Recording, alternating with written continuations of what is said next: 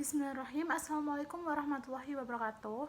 Perkenalkan, nama saya Atika Sari dengan NIM 216121201 dari kelas PBI 6E. Nah, di sini saya akan menjelaskan beberapa istilah dari istidlal. Yang pertama ada al-istidhad, adalah sebuah prinsip dalam hukum Islam yang mengasumsikan keberlangsungan suatu keadaan atau status quo sampai ada bukti yang menunjukkan sebaliknya. Nah, dalam konteks hukum istishab digunakan untuk menetapkan keberlanjutan status atau keadaan yang ada sebelumnya sebelum terjadi perubahan, kecuali jika ada bukti yang jelas menunjukkan perubahan tersebut. Nah, contoh dari prinsip ini adalah dalam hukum waris, misalnya jika seseorang meninggal dan memiliki seorang anak laki-laki serta seorang anak perempuan. Nah, istishab akan mengasumsikan bahwa harta warisannya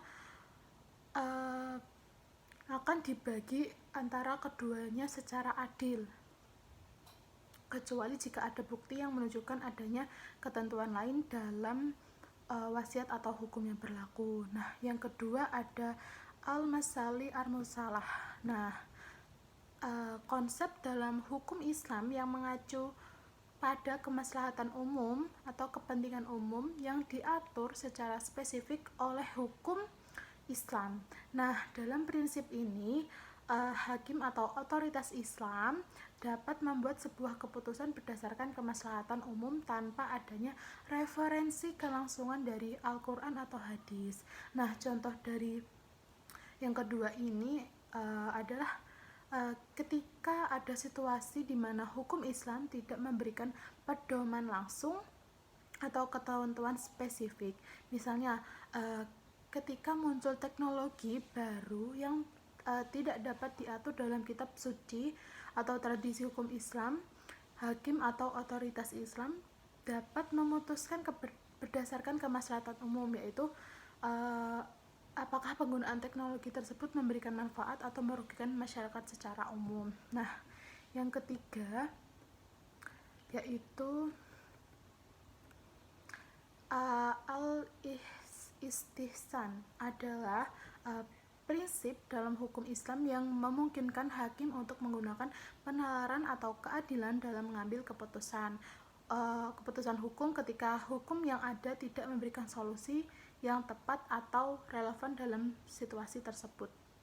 Nah, contoh dari al-ihtisan adalah ketika seorang hakim mengambil keputusan untuk mengubah atau menolak penerapan hukum yang ada ketika situasi yang dihadapi tidak sesuai atau tidak adil jika diterapkan secara langsung. Nah, yang keempat ada qaul al-sahabi adalah istilah dalam hukum Islam yang merujuk pada pendapat atau fatwa yang dikeluarkan oleh salah satu nabi, yaitu Nabi Muhammad SAW.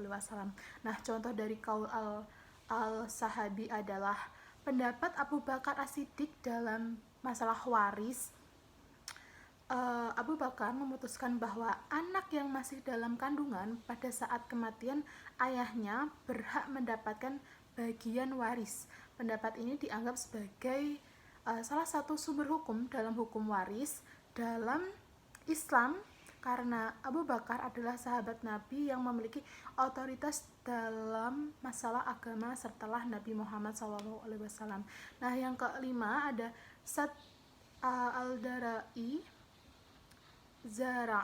adalah prinsip dalam hukum Islam yang mengacu pada pencegahan terhadap segala bentuk jalur atau sarana yang dapat mengarah dalam pelanggaran hukum atau larangan agama. Nah, prinsip ini bertujuan untuk menjaga masyarakat dari terjerumus ke dalam dosa atau perbuatan terlarang. Nah, contoh dari prinsip ini adalah larangan menjual minuman keras. Nah, meskipun dalam Al-Quran tidak spesifik secara langsung melarang menjual minuman beralkohol, prinsip Sa'd al Zarai mendasarkan larangan ini pada konsekuensi negatif yang mungkin timbul dari konsumsi minuman keras tersebut. Nah, seperti kemabukan, perbuatan terlarang, kecelakaan, berbagai masalah kesehatan sosial lainnya.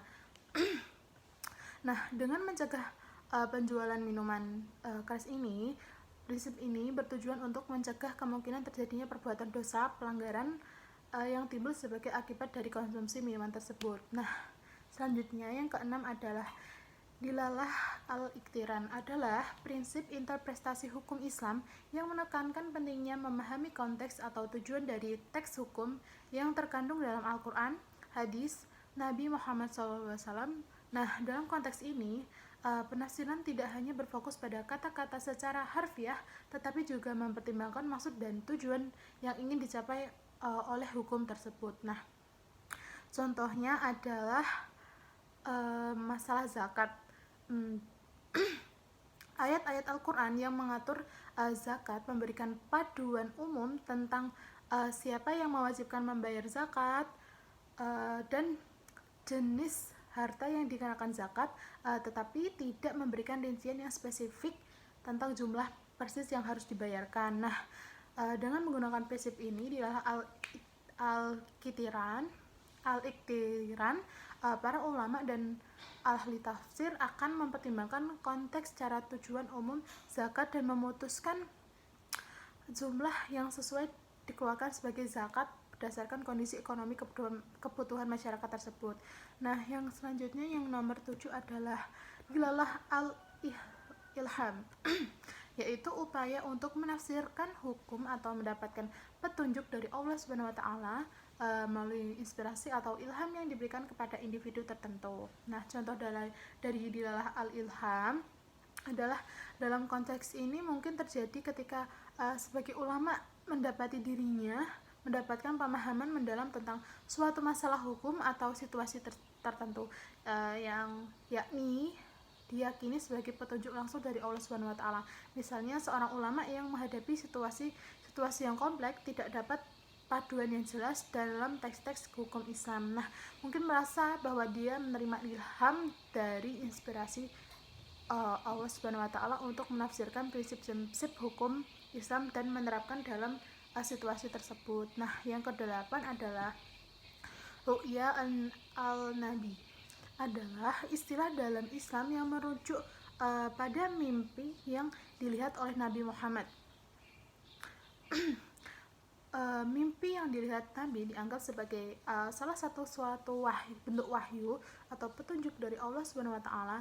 Nah, oleh karena itu mimpi Nabi dianggap sebagai memiliki makna dan kebenaran yang penting bagi umat Islam. Contoh dari ru'ya al-nabi adalah ketika Nabi Muhammad bermimpi tentang peristiwa-peristiwa masa depan yang kemudian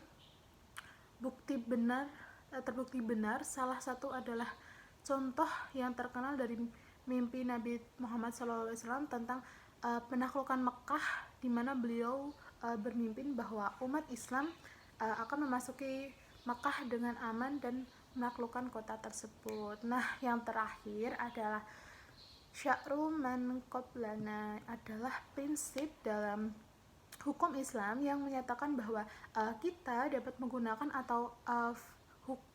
hukum atau fatwa yang telah diberikan atau diambil pada masa sebelumnya jika tidak ada ketentuan atau yang spesifik dalam hukum Islam yang berlaku pada masa kini. Nah, ini berarti mengacu pada praktik atau keputusan hukum yang telah diberikan oleh para ulama atau para pemimpin Islam pada masa sebelumnya sebagai paduan untuk menyelesaikan masalah hukum pada masa kini. Nah, contohnya yaitu ketika sebuah masalah hukum baru muncul yang tidak diatur secara khusus dalam Al-Quran atau hadis, maka para ulama dapat mengacu pada fatwa atau keputusan hukum yang telah diberikan oleh Khulafa ar-Rasyidin pada periode awal Islam. Sekian yang dapat saya sampaikan. Wassalamualaikum warahmatullahi wabarakatuh.